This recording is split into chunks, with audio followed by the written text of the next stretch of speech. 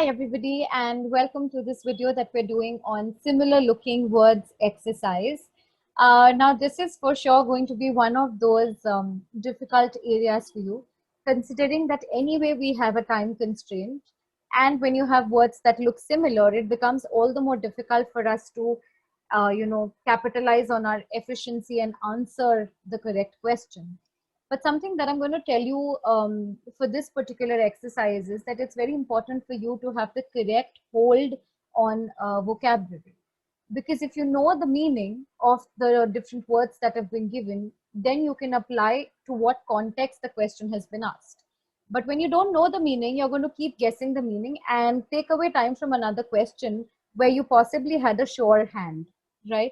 So, these aptitude exams are not exams where for grammar portion you can prepare in a day or two. Of course, be it reading comprehension, be it other aspects, I would always say it's possible.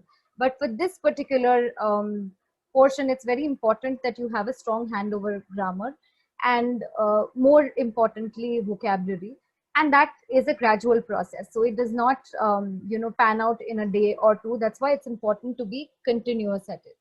However, by the way of my video, what I try to do is I want to give you as many meanings. I want to solve questions with you together. So it's going to give you a rough and fair idea of what is expected out of you, right?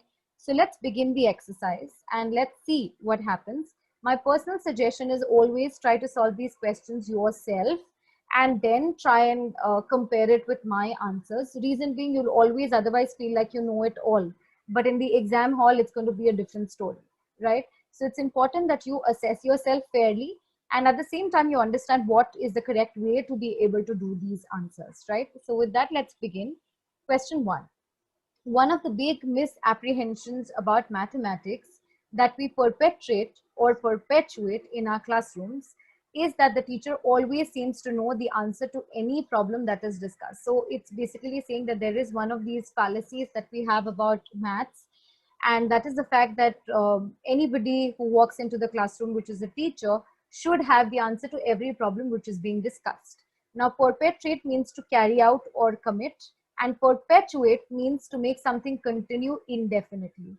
Now, definitely, you're not going to make something continue indefinitely, such as this, right? So, you are going to carry out or commit in the classroom that the teacher is supposed to know the answer to any problem that is discussed. So for your question one, answer is perpetrate, which is option A.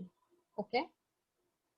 Now, when you come to question two, the Iran government attempts to distract populace or populace from protesting in the street. Now, populace means people that are living in a particular area or country, and populace is basically largely densely populated. So we say that India is a very populous country. That's how we mean it. Now, when it comes to this particular question, Iran government, what we are trying to do is we are trying to distract the people living in that particular country from protesting in the streets. This is not about large population, right? So out here, again, your correct answer is populace, which is option A. For question three, a consultant last week raised hopes among the residents that there might be an alternate or alternative to rerouting freight trains through city neighborhoods. So one of these consultants, what has he done? He's raised hope among the residents that there is a different approach that they can look at by rerouting the freight trains through city neighborhoods. Now, what does alternate mean?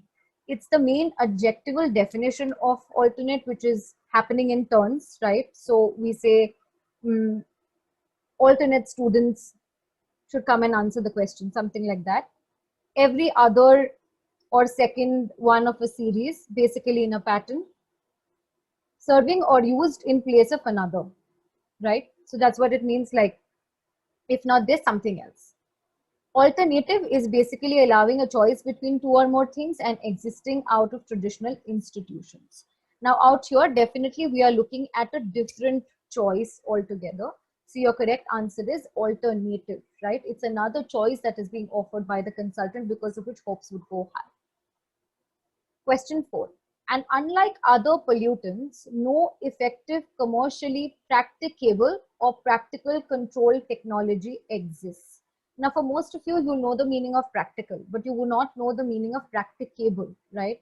So, practicable means capable of being done, something that you can do in reality. And practical means relating to practice or capable of being put to good use, concerned with ordinary tangible things, or being such for all useful purposes, right?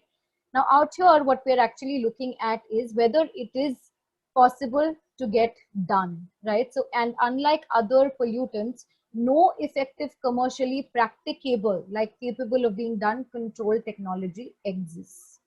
So you see, if you did not know the meaning of practicable and if you only just knew practical, your tendency would be, okay, let's mark B because we know B.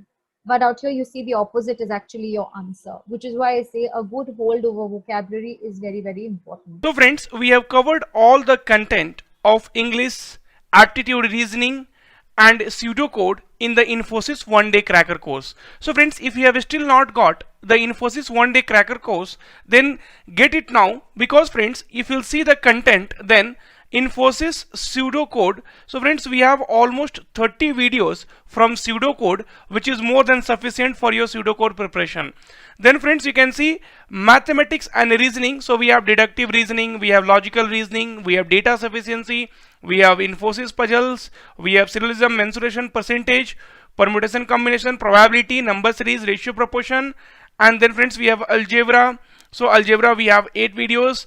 And friends, then we have verbal ability. So reading comprehension part 1, part 2, error identification, part 1, part 2, error correction, part 1, part 2.